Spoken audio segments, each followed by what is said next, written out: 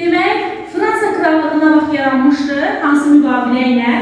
Verden müqaviləsi ilə. Bəli, 843-cü ildə imzalanan Verden müqaviləsinə görə Fransa krallığı yaranmışdı. Fransa krallığı ilə də eyni vaxtda İtaliya, Almanya krallıqları da yaranmışdı. Hansı imperiyanın parçalanması nəticəsində idi bu? Frank imperiyası. Bəli, Frank imperiyası parçalanması nəticəsində Almanya, İtaliya, Fransa krallıqları yarandı. Biz indi isə baxacağıq Fransa mövzusuna, ayrı-ayrıqdır. Demək, Fransanın mərkəzləşmə siyasətinin başlamasına baxaq. 12-ci əsrdə Fransada mərkəzləşmə siyasəti başlamış, hansı hissədə? Şimal hissəsində.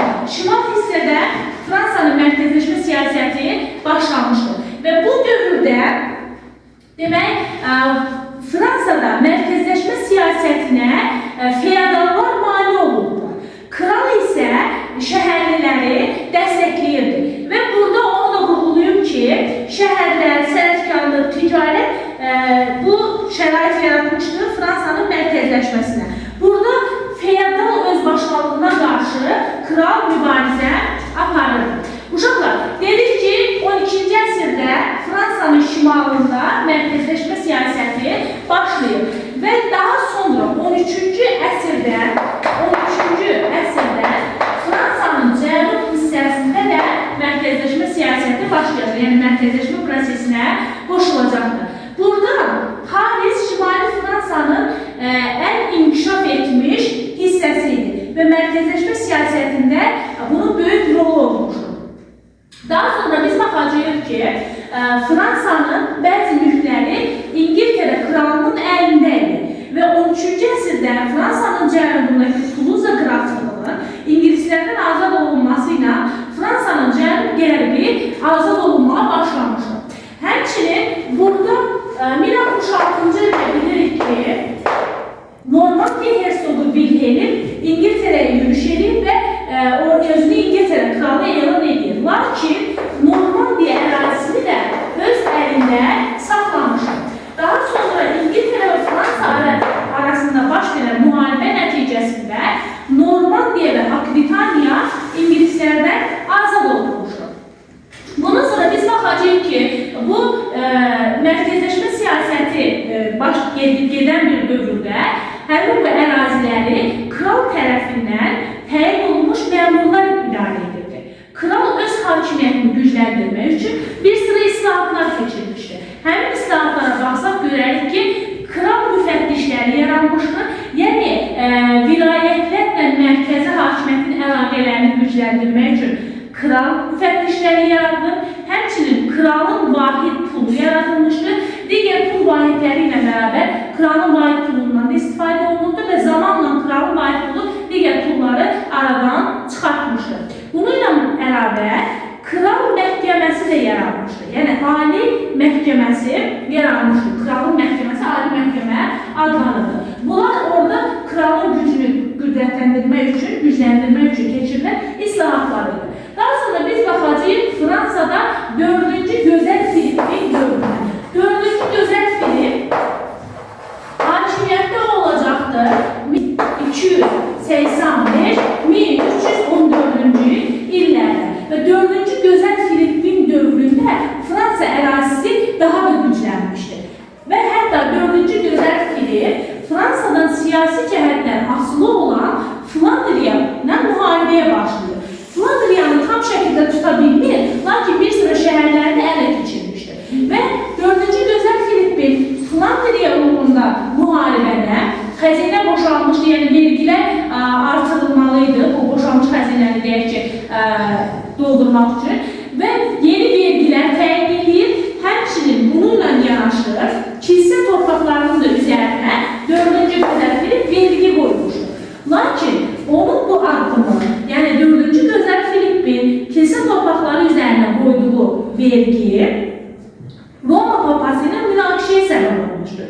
Və bu münaqişədə bütün təbəqələrin köməyini almaq üçün 4-cü gözəl Filip Fransada ilk dəfə 1302-ci ildə baş ştatları çağırmışdır. Baş ştatları. İlk parlamenti isə baxsaq görərik ki, 1265-ci ildə İngiltərədə çağırılmışdır. Demək çarlı ve Roma papası ile 4. Gözəl Filip arasında olan münaqişədə 4. Gözəl Filip qalib gəlmişdi. Papanın nüfuzu isə Avropada zəifləmişdi. Biz bundan sonra baxacağıq İngiltere ve Fransa arasında baş verən 100 illik müharibəyə. 100 illik müharibə 1337-ci ildən 1453-cü ilə qədər baş vermişdir. Bəs 100 illik müharibənin baş verməsinin səbəbləri nələr idi?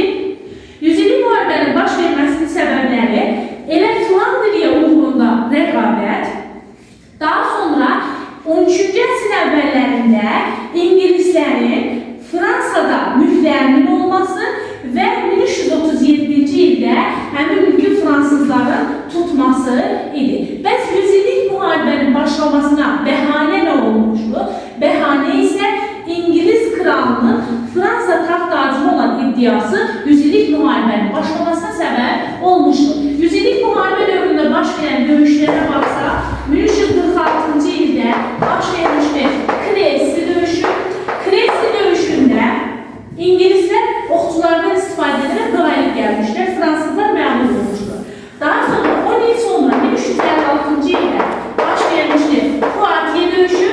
Poitiers döyüşündə isə yenə İngilislər öz süvari qoşunu ilə əlaqələrini yaxşı əlaqələndirilmiş və fransızlara qalib gəlmişlər. Həmçinin burada fransız kralı da əsir düşmüşdür. Biz bir dənə də xatırlayırsınız, əvvələ qayıtsaq, Frank dövlətinə qayıtsaq, bir dənə də Poitiers döyüşü geçmişik. Bu da 732-ci Karl Martel'in dövründə baş vermişdi ərəblərlə.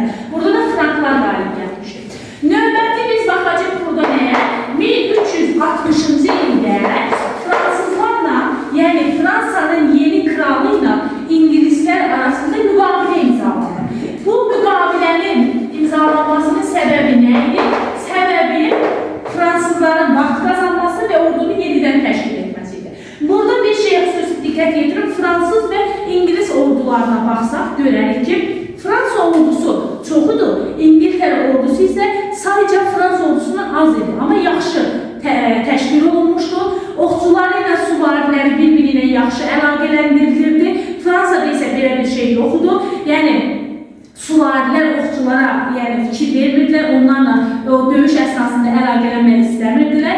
Həmçinin İngiltərədə qoşunun vahid komandaları olduğu halda Fransada hər bir feodal, ayrı-ayrı feodal qruplarla, yəni dəstələrlə bölünmüşdü və hər birinin ayrı-ayrı da komandanı var idi. Ona görə də 100 illik müharibənin gedişi əsnasında baş verən döyüşlərdə Fransa ordusu məğlub olmuşdur. Daha sonra biz burada baxacaq növbəti döyüşə 1415-ci ildə baş verir Azincourt döyüşü. Azincourt döyüşündə İngilislər Fransa'nın şimalını tuturlar və lakin burada Fransız əhalisinin güclü mövqeyi İngilislərin qəti qələbə qazanmasına mane olur. Hətta burada Fransızlar partizan müharibəsindən də istifadə etmişdilər. Bundan sonra biz baxacaq burada Orleanın mühasirəyə alınmasına. 1429-cu ildə Orlean şəhəri mühasirəyə alınmışdır və Orleanın mühasirəsi artıq Fransa'nın həm şimaldan, həm də cənubdan İngilislər tərəfindən tutulması deməkdir. Lakin Fransız qızı Jeanne d'Arc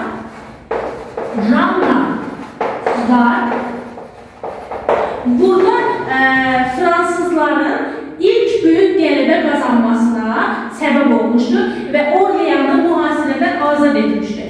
Və Jeanne d'Arc'ın əhali arasında, xalq arasında nüfuzunun artmasının səbəbləri Jeanne d'Arc'ın döyüş taktikasını qəşəng bilməsi, mükəmməl bilməsi, döyüşlərdə ən öndə getməsi, həmçinin döyüşçülərə vətənin müdafiəçisi kimi baxması idi. Bundan sonra biz baxacaq burada nəyə?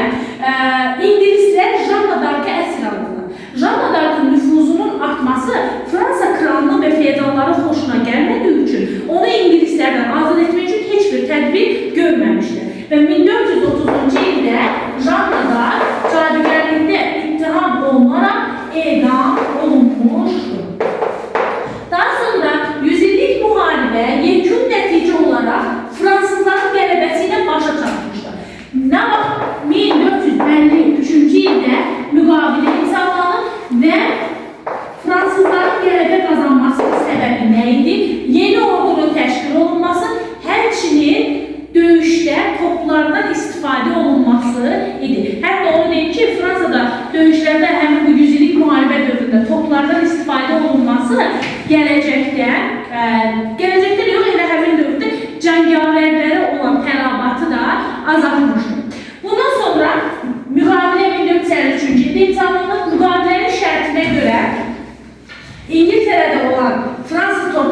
azad olunub. Yalnız Kale limanı ingilislərin əlində qalmışdı. Və beləliklə də 100 illik müharibə Fransanın qələbəsi ilə başa çatmışdı. Biz həmçinin tarixdə 1453 bir də bizə nəyi xatırladıq? Bəli, Konstantinopolun fəthini Osmanlılar tərəfindən. Konstantinopol Bizansın paytaxtı idi. 395-ci ildə yaranmışdı. Bizans Şərqi Roma 1453-cü ilə qədər mövcud olmuşdu. Lakin 1453-də Konstantinopol fəthini Bizans imperiyası süquta uğranmışdı və Konstantinopolda İstanbul adlanmışdı. Bundan sonra biz burada baxacağıq nəyə? Fransada 1356-cı ildə Partiya döyüşündən sonra baş verən üsyanı, yəni 100 illik müharibə dövründə 1358-ci ildə Jaklar üsyanı baş vermişdir. Bəs nə idi Jaklar üsyanının səbəbi? Jaklar kimlərə deyilirdi? Jak Fransada kəndlilərə deyilirdi. Yəni Jaklar üsyanı kəndlilərin üsyanı idi.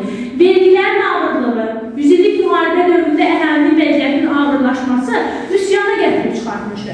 Əhali üsyan edərək yaxşı kral arzuluydular. Elə bilirdilər ki, bu baş verənlərdən kralın xəbəri yoxdur.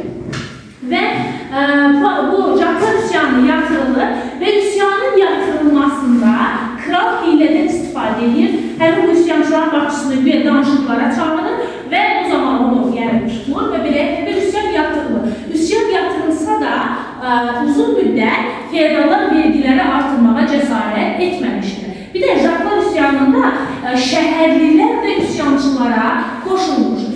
Bundan sonra gəlirik Fransanın mərkəzləşməsinə. Dedik ki, 12-ci əsrdə Fransanın şimalında mərkəzləşmə başladı. 13-cü əsrdə cənuba buna qoşuldu. Lakin 100 illik müharibə dövründə mərkəzləşmə siyasəti, yəni Fransanın birləşdirilməsi dayanmışdı.